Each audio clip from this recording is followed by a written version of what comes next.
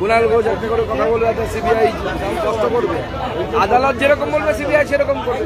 আদালত সিবিআই এর কাছে যা যা জানতে চাইবে সিবিআই সেটা জানাবে। সিবিআই কিন্তু আর কুণাল ঘোষ চালায় না।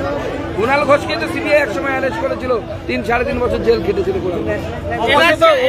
হরিয়ানা নিহত পরিযায়ী শ্রমিকের পরিবারকে মুখ্যমন্ত্রী মমতা বন্দ্যোপাধ্যায় এখানে চাকরি দিলেন, কি বলবেন?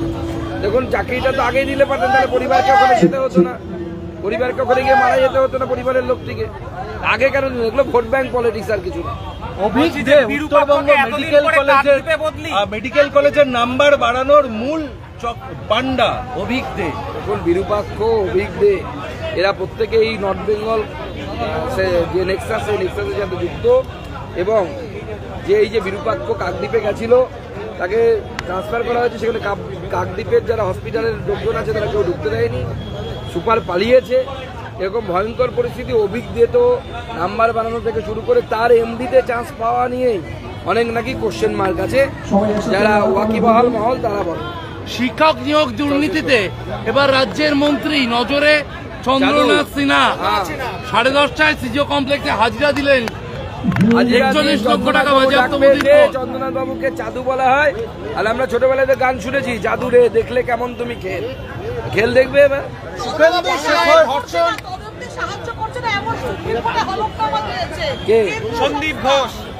সন্দীপ ঘোষ সাহায্য করবে কেন? সন্দীপ ঘোষ সাহায্য করলে তো সব বেরিয়ে যাবে, সমস্ত কথা বেরিয়ে যাবে। কেন্দ্রীয় সংস্থা কে তদন্ত সাহায্য করছে না? কে করছে না? কেন্দ্রীয় সংস্থাকে কে করছে না? কে?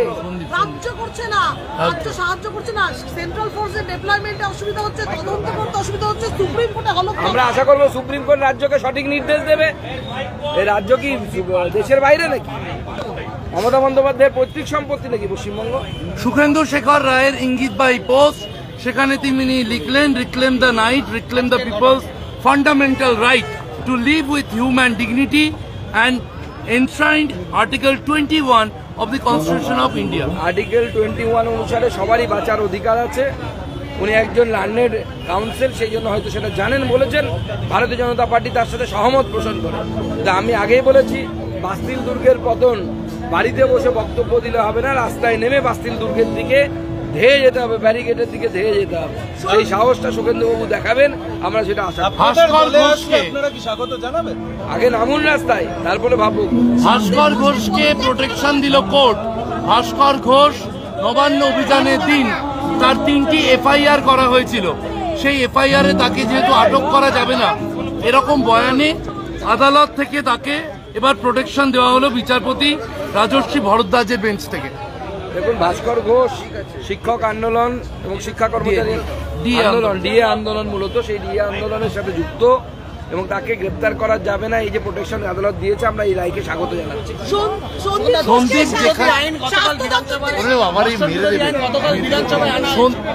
মহারাষ্ট্র ধর্ষণ বিরোধী আইন গতকাল এবার মহারাষ্ট্র সেই ধরনের বিল আনতে চায় সেখানে, সেটা নিয়ে প্রচার করছে যে বাংলা এগিয়ে যাচ্ছে। দেখুন, আমরা জানি বাংলার মুখ্যমন্ত্রী মিথ্যা কথা বলায় সিদ্ধহস্ত। অলরেডি অনেক রাজ্যের বিল গিয়ে পড়ে আছে, রাষ্ট্রপতির কাছে পড়ে আছে। এরকম নয় যে বাংলা প্রথম করেছে, কিন্তু বিষয়টি হচ্ছে যে আমি আবারও বলছি যে ভারতবর্ষের কনস্টিটিউশন বলছে যে একই জিনিসের উপর দুটো আইন থাকে, কেন্দ্রের আইনই প্রিভেল করে। তৃণমূল কংগ্রেস গ্রেপ্তারির পর সন্দীপকে ছড়াচ্ছে, সাসপেন্ড করছে স্বাস্থ্য দপ্তর। গ্রেপ্তার করা হচ্ছে, অপেক্ষা কেন?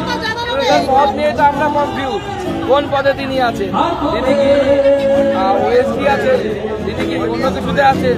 আমরা জানি না। উনি আবার চিত্তরঞ্জনের ওনাকে বানানো হয়েছে, ন্যাশনাল মেডিকেল কলেজের ওনাকে দায়িত্বপ্রাপ্ত অফিসার বানানো হয়েছিল, আবার ওএসডি করা হলো। আমরাও নিজেরা কনফিউজ। এর আগে যেখানে যেখানে গেছেন সন্দীপ ঘোষ, দেখা যাচ্ছে দুজন। দেখুন, হাওড়া জেলার নেতা, জেলা পরিষদের সভাধিপতি অজয় ভট্টাচার্যের সাথে পরিষ্কার যোগাযোগ দেখা যাচ্ছে। এই বিপ্লব যাকে সিবিআই গ্রেপ্তার করেছে ওষুধ কেলেঙ্কারিতে যে যুক্ত, তো স্বাভাবিকভাবে আমার যেটা মনে হচ্ছে যে তদন্ত হওয়া উচিত, এবং তৃণমূলের যোগ থাকবে না দুর্নীতির সাথে, এটা তো হতে পারে না। সন্দীপ যেখানে যেখানে গেছেন, পার্টিকুলার দুজন সাপ্লায়ার সেই মেডিকেল কলেজে পৌঁছে গেছেন, উত্তরবঙ্গ হোক আর দক্ষিণবঙ্গ। এটা কি পুরো নেক্সাস চলতো? এটা সেই এসপিডি নেক্সাস, শ্যামাপদ নেক্সাসের পার্ট। ভালো করে তদন্ত দরকার, শ্যামাপদ সহ সব ব্যাটার জেলে যাওয়া দরকার। অন্তত অপরাজিতা বিল ইতিমধ্যেই রাজভবনে গিয়েছে। তৃণমূল কংগ্রেস বলছে যে রাজ্যপাল স্বাক্ষর না করলে তাদের যে মহিলা ব্রিগেড আছে তারা অবস্থানে বসবে। রাজ্যপাল স্বাক্ষর করে দিন না, তাতে কি হবে? কিছু হবে না, রাষ্ট্রপতির কাছে গিয়ে পড়ে থাকবে। রাষ্ট্রপতি ভবনও ঘেরাও করতে হবে তৃণমূলকে তখন, কারণ যে একই আইনে একই জিনিসের ওপর কেন্দ্র এবং রাজ্যের আইন থাকতে পারে না, থাকলে কেন্দ্রের আইন প্রিভেল করবে। আর অলরেডি মৃত্যুদণ্ডের প্রাবধান আছে।